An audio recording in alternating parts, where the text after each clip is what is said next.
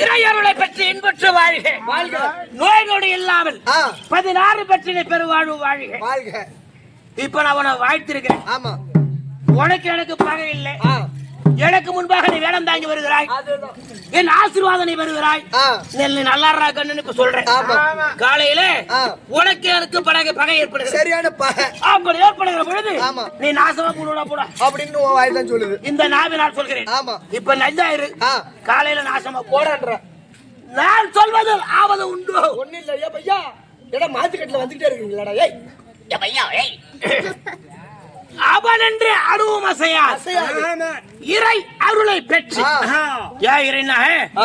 இறைவன் என்றால் ஒருமை, இறை என்றால் அது பன்மை. நீ எந்த கடவுளை வணங்குற தெரியுமா? இறை அருளை பெற்று சுபிட்சமாக நீடு ஒரு காலம் வாழ்ந்த வளர்கள். இந்த ஜென்மம் கிடைப்பது மிக அரிது. கண்டிப்பா மரம் செடி கொடி புல் பூண்டு தாவரம் அதுவும் ஒரு உயிரினம் தான். ஆமா. விலங்கியல் அதுவும் ஒரு உயிரினம் தான். ஒரு உயிர் தான். ஊர்வனே பரப்பனே நடப்பனே அனைத்தும் உயிரினம் தான். அதேதான். இப்ப மரம் இருக்குது, வெட்டிடுறோம், அது செத்து போச்சு, இந்த மாதிரி இது ஆகுது. இந்த மரம் கடிக்க லைட் கட்டுறதுக்கு இது ஒரு மரத்தை பச்சிரு இந்த மரம் தான். ஆமா. ஆனா காய்ந்து விட்டால் இங்க உதவுது. ஆமா. இருக்குதா? ஒவ்வொரு ஜீவராசிகளுக்கும் உயிர் என்பது உண்டு. உண்டு. இருக்குது, அது வேலை நிலவு முடியுது. அதேதான். ஆனா மரம் செடி கொடி புல் பூண்டு தாவரமாக பிறக்காமல் இந்த நரஜன்மம் எடுத்திருக்கமே, நமக்கு 6 அறிவு. 6 அறிவு. விலங்கியலுக்கு 5 அறிவு. 5 அறிவு. பேசக்கூடிய வார்த்தை தான் இல்லையே தவிர விலங்கியலுக்கு 1 அறிவு தான் கம்மி. ஆமா. இந்த பேசக்கூடிய சக்தி, இந்த ஆற்றலை கொடுத்திருக்கான் கடவுள் நமக்கு. கடவுள் நமக்கு. அதனால் 6 அறிவு என்பது நமக்கு விளக்கம். ஆமா. இந்த 6 அறிவு படைத்து நரஜன்மமாக மாநிலனாக பிறந்து பூலோகத்துல ஏகப்பட்ட பொன்பொருளை பூரா சம்பாதிக்கிறோம். காடு சம்பாதிக்கிறோம், மனைவி மக்கள் சம்பாதிக்கிறோம், எஞ்சிய பொருள் அனைத்தையும் சம்பாதிக்கிறோம். எதுவானது நிலையானது உனக்கு உண்டு? இல்லையே. மனைவி இருக்கிறாள், வருமானம் வீட்டுக்கு போகும்போது மாமா சுத்தம் வைக்கட்டுமா கேக்குறான். உண்மைதான். என்னமா அச்சை அரை பொண்ணு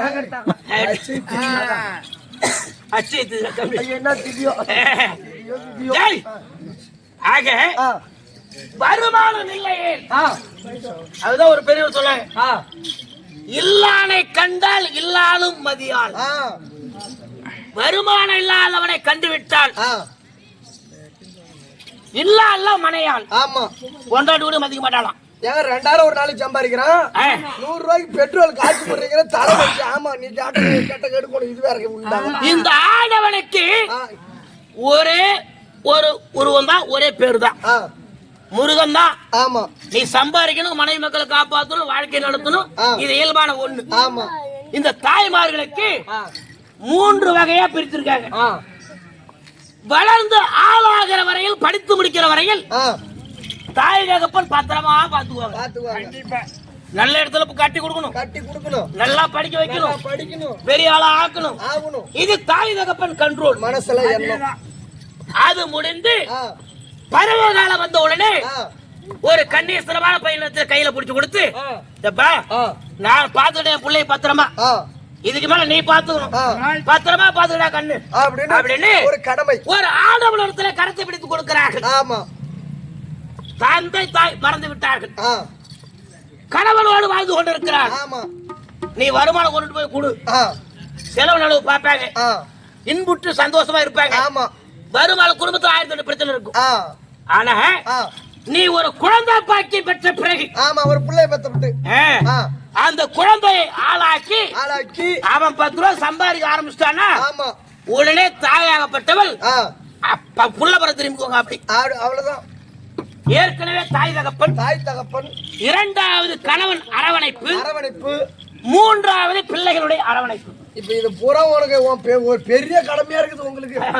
வருத்தத்தை தான் இப்ப சொல்லிக்கிட்டு இருக்கு. அப்படி கிடையாது, எனக்கு வருத்தம் சந்தோஷமா இருக்கு. சம்பாதிக்குது அது இல்ல சொல்ல முடியும். அது போது ஒரு பக்கம் எதுக்கு சொல்ற, இது ஆடவருக்கு வேணும், பெண்டிற்கு வேணும். கண்டிப்பா சொல்லக்கூடிய விஷயத்தை மெசேஜ் எங்க அனுப்பணுமோ கட்ட சொல்லிட்டோம்னா யார் ஏற்றுக்கிறார்களோ அவரை ஏற்றுக்கொள்ளட்டும். ஏற்கவில்லை என்றாலும் அது ஒரு பக்கம் இருக்கட்டும், அது மட்டும் படுக்கட்டும். நாம சொல்ல வேண்டிய கடமை நம்ம சொல்லிடுவோம். அப்படி பெண்களுக்கோ 3 பேர் பாதுகாவலாக இருக்கிறார்கள். ஆமா.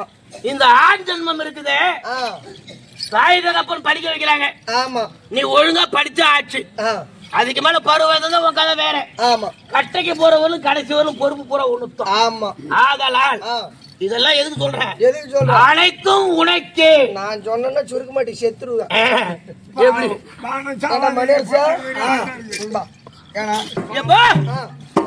அப்படி நரகமாக நடத்தி அழியாத செல்வத்தை நாம் பெறுகிறோம்.